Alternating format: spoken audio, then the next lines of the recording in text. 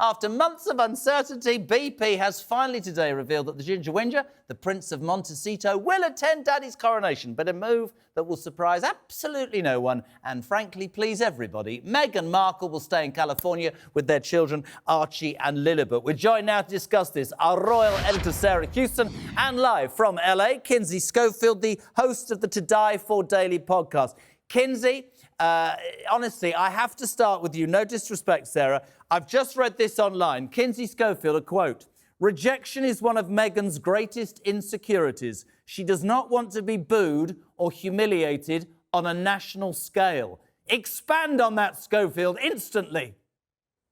I mean, I just feel like this is self-preservation for Meghan Markle. This ensures that she's not, humiliated, booed, and picked apart in front of the entire world. I think it's self-preservation. Sarah, thanks for coming on tonight. Is this the right decision? So many people were saying they would both come because the oxygen of publicity, the oxygen of the coronation was so essential to their whole brand image and all the money, but she's chosen to stay behind. Are you surprised? I'm not surprised, really, Jeremy. I think this is the decision that Buckingham Palace had hoped would be reached. I think it's the diplomatic solution, isn't it? Harry comes and does his duty. He attends his father's coronation, and they avoid the media circus and those family tensions by Meghan staying behind. And they can explain it as staying behind for Archie's 4th birthday. She'll remain at home with Archie and Lilibet, and Harry can fly in, come to the coronation and then head back home again. And that minimises the risk of the Sussexes taking the spotlight away on what is this moment in history and this enormous day for King Charles. Interestingly, and you're going to laugh at me because you're far more onto this than I am, somebody said, when is Archie's birthday? It's on the 6th of May. It is actually on the day of the coronation. Right, now call me cynical, but I wonder whether the people at Buckingham Palace decided to hold the coronation on that day in the faint belief or the belief that actually she wouldn't come and she'd stay in California. Would that ever happen? I don't think so. I think there were an awful lot of other factors at play. The Platinum Jubilee celebrations fell on Lilibet's 1st birthday, but the Sussexes did bring her here and they managed to have a party at Frogmore Cottage for her during the course of that weekend. I guess that could have happened now, but so much has gone on since then, hasn't it? The last time that Harry saw his father was the Queen's funeral back in September. That was before the 6 episodes of Netflix, the book Spare, and the multiple interviews that have gone with that. It's going to be very difficult. And I think coming on his own is going to be a pretty daunting prospect for him. But he has to be there. His dad really wanted him to be there. It would have been very sad if he wasn't. And also, if you think about how this will be viewed in history, this feud might be put aside in years to come. There's only going to be one coronation of his dad. I think it'll be put aside when she leaves him, but that's just me, Kinsey Schofield, being cynical. He had to come to reassert or maintain his interest, doesn't he, to the US audience? What are the good people of the US of A thinking about Meghan staying at home in Montecito? What's the reaction been in America?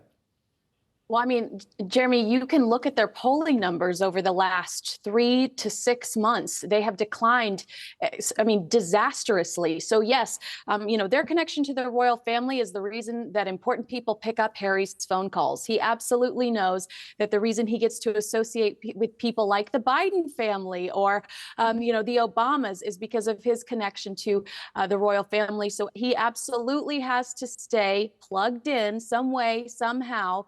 But here in the States, their popularity has taken a major dive. And I think that they're right now stressed out trying to figure out how they, they're on life support. How do they rebrand? But it's really interesting, isn't it?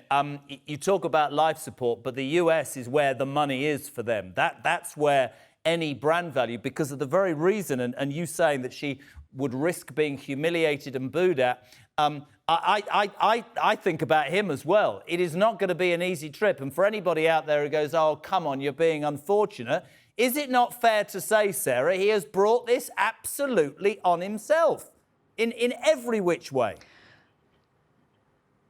Look, there is no doubt that the Oprah interview, then the Netflix documentaries, and then the book Spare have caused immeasurable damage to the relationship between Harry and his family.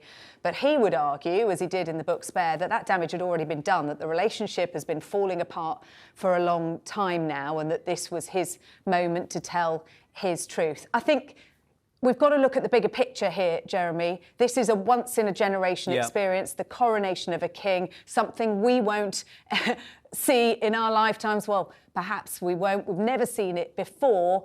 And the royal family have got to put all of those family politics aside. This is much, much bigger than that feud that's going on across the Atlantic. God, I'd love to be a fly on the wall. Kinsey, there is another point, is there not? The king, you say, hasn't seen his son since September, misses again the chance to see his grandchildren. And all these sort of family feuds, there's other relationships that get fractured, right? Yeah, I mean, we've certainly heard over the last few months that the king would love to know better Archie and Lilibet. So I'm sure that he's disappointed that the grandkids won't come. And honestly, JK, I don't understand why Meghan just doesn't pack up, them have one last hurrah in Frogmore with the babies, and her be there to support Harry, because, you know, like, this is going to be a very difficult process for Harry to face these people. Wouldn't it be nice to come home and see your wife versus jumping on a private jet and having to fly back to America? I wish that they were all coming over, honestly. Oh my gosh, I'm going to get so much hate for that online. Well, you're quite right too. Sarah, it's interesting, isn't it? Because Kinsey makes a point that I couldn't as a man have made. Would not a loving wife, if you are both in this together and you've both taken on the British establishment and the monarchy, she's cast him adrift to come and face the music while she's sat at home getting no grief at all.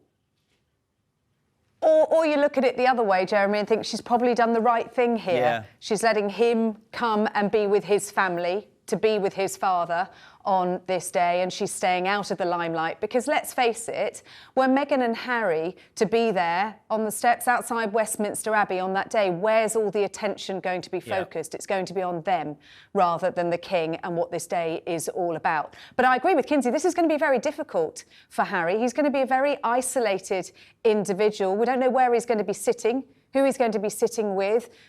The relationship with his dad, not great. The relationship with his brother, non-existent. What is, you know, is there going to be any body language, any eye contact between them? What is it going to be like for him when he hasn't got Meghan at his side? I think he's going to find that very It'd be very interesting. He's quite close there, isn't he? Is it Beatrice or Eugenie he's quite close to? Because I think they'll probably put them with them, won't they? That would be the sensible option. If you were looking at the seating plan, you would think exactly that. The York side of the family, particularly Princess Eugenie and her husband, are close to Harry and Meghan, and that would kind of bridge the divide, if you like. Very interesting. Kinsey, I know you're coming. How excited are you to be here? Have you got an invite, or are you just coming to work? What's happening? Tell us more. I'm just coming to work, and I am so excited because, you know, like Sarah said, this is a once-in-a-lifetime opportunity for some people to see a coronation. You know, hopefully I see Prince William. I would love to see Prince William become King William one day, but assuming that it is a once-in-a-lifetime opportunity, I have the most ridiculous outfits prepared, JK. I can't wait to see you soon. Oh, listen, we're really excited. Sarah Hewson, thank you very much. Just one final question, Sarah, for you. Do you think, you talked about this feud and you talked about the years to come. I know you're far more professional than me. I've always said that this will end up with him coming back to the United Kingdom with his tail between his legs, because she will have got everything she wanted. Look at Kinsey's face. Do you honestly think that this can ever work out with all the water that's gone under the bridge, Sarah Hewson? That is a very, very difficult question to answer, Jeremy, isn't it? I think that King Charles certainly would like to. The fact that he has fallen out with his youngest son, that his two sons are at war, is extremely upsetting and has been damaging for the royal family. I was asked earlier whether or not this is a sign of the rift being healed. Look, it's a step in the right direction, isn't it? We could have had a point-blank no from Harry. But we are a very, very, very long way from those wounds being healed. Ultimately, I think we all hope that they are, and we can see this family putting those differences aside, but I don't see that happening anytime soon.